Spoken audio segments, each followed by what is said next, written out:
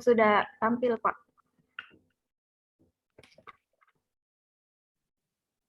Sudah. Untuk latar belakang program sekolah ekspor sendiri, yang pertama itu karena memang ekspor itu dianggap memiliki peran yang penting dalam meningkatkan pertumbuhan ekonomi di Indonesia. Selain dapat menyumbang devisa kepada negara, yang tentunya nanti muaranya dapat memperbaiki infrastruktur, tapi juga bisa menciptakan iklim investasi yang menarik bagi swasta maupun juga perusahaan asing. Kemudian yang kedua adalah ekspor memiliki hubungan erat dengan kepabeanan yang kemudian menghasilkan kerjasama antar negara. Jadi dari hasil kerjasama perdagangan ini nanti kemudian akan memberikan perluasan kerjasama entah itu di bidang pendidikan ataupun bidang-bidang lain. Kemudian yang ketiga, Indonesia sebagai salah satu negara berkembang yang menganut sistem perekonomian terbuka, di mana laju perekonomian internasional sangat penting dalam pembangunan perekonomian nasional. Prinsip dalam pembangunan ekonomi masyarakat bahwa kesejahteraan penduduk harus meningkat, dan salah satu peran dari peningkatan kesejahteraan tersebut adalah pertumbuhan ekonomi dengan cara pemungutan ekspor di berbagai sektor. Selanjutnya, lingkup program. Jadi kami melaksanakan program secara online dan offline. Memang kebanyakan program dilaksanakan secara online mengingat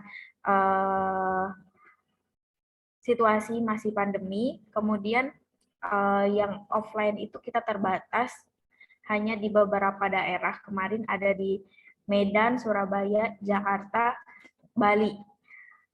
Programnya sendiri yang pertama itu ada pengajaran. Pengajaran ini berisi materi yang dikompilasi dalam 30 modul.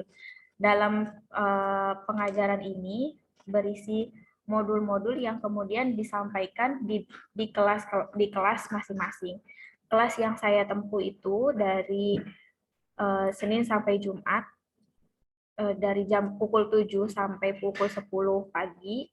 Kemudian hari Rabu pukul 14 sampai pukul 15, dan hari Jumat itu ada di jam 7 malam, jam 19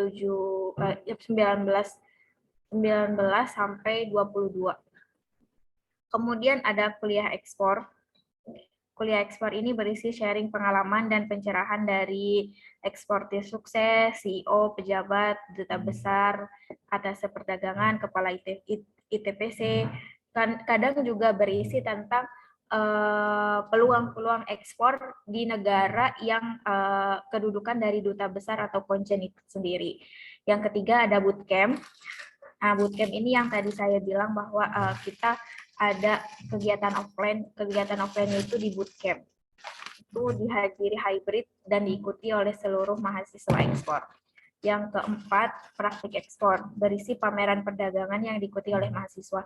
Jadi dalam rangkaian bootcamp itu, puncak dari bootcamp itu kita ada praktik ekspor yang kita mengikuti pameran-pameran. Kebetulan kemarin saya mengikuti pameran yang di Jakarta, mengikuti bootcamp dan pameran yang di Jakarta, lokasinya di Smesco. Kemudian praktikum dan ujian. Praktikum ini berisi tugas yang harus dikerjakan dan tugas pembelajaran sebagai bahan evaluasi.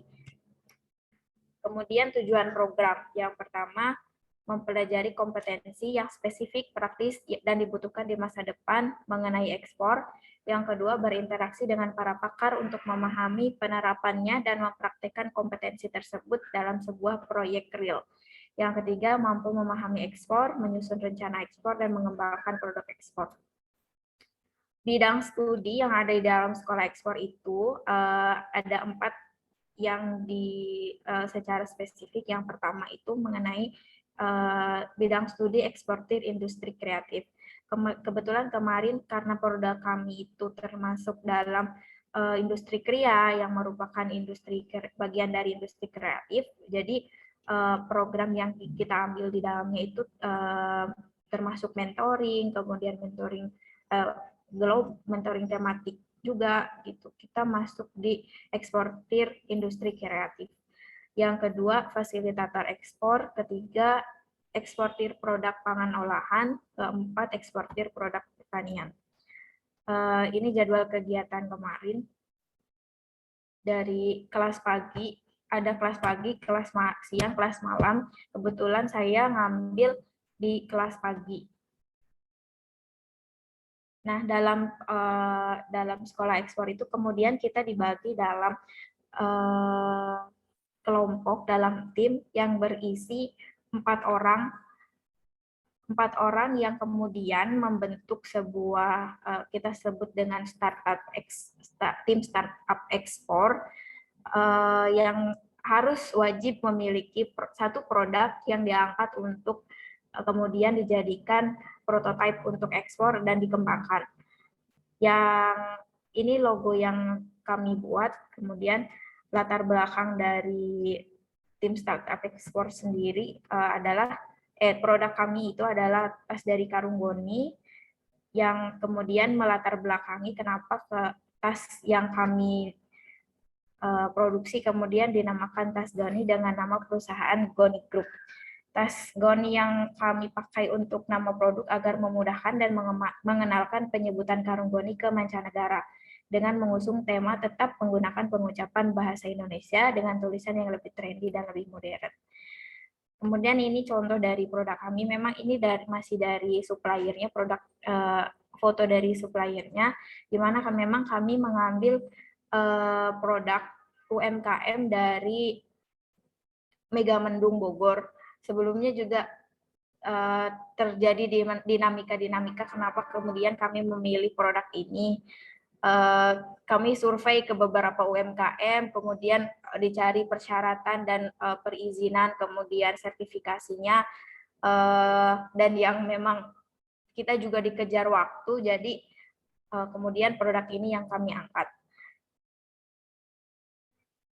Untuk negara tujuan sendiri, kita menerapkan untuk strategi negara tujuan, kami berencana menjadikan Malaysia menjadi tujuan negara ekspor. Karena selain dekat, gitu juga untuk meminimalisir harga ongkir gitu, jadi kita pilih Malaysia. Namun untuk tujuan jangka panjang ke depan, kami berencana untuk mengembangkan produk ini sampai ke Eropa. Kemudian perencanaan ekspor.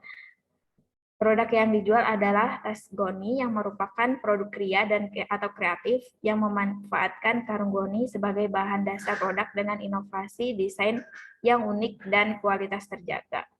Kami menyediakan tadi seperti yang ditampilkan, ada sling bag, ada tote bag, dan juga ada dompet.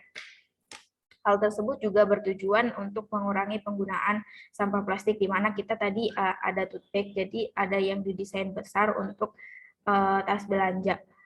Maka dari itu, kami berinovasi membuat tas dari Karung Goni bekas pabrik gula untuk disulap menjadi sebuah produk yang berguna dan berdaya saing ekonomis. Selanjutnya, konsep dan strategi penerapan harga. Dalam penerapan harga, kami melihat strategi-strategi yang harus kami terapkan, yaitu deregulasi, persaingan global, rendahnya pertumbuhan di banyak pasar, dan peluang bagi perusahaan untuk memantapkan posisinya di pasar. Kemudian harga juga dipengaruhi kinerja keuangan dan juga sangat mempengaruhi persepsi pembeli dan penentuan posisi merek, sehingga pembeli mengalami kesulitan dalam mengevaluasi produk-produk yang kompleks.